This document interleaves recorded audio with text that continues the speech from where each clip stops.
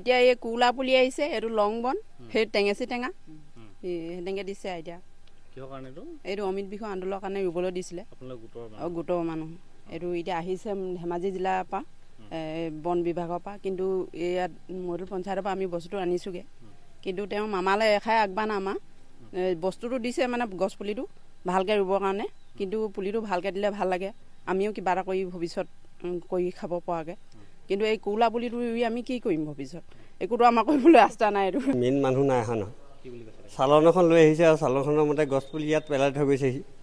আমি কমপ্লেইন কৰিছিলোঁ বাৰু, এইবোৰ গছ পুলি চাওক, আমিতো ৰাইজক বিটাব নোৱাৰোঁ, আমিয়ে নিজে গালি খাম।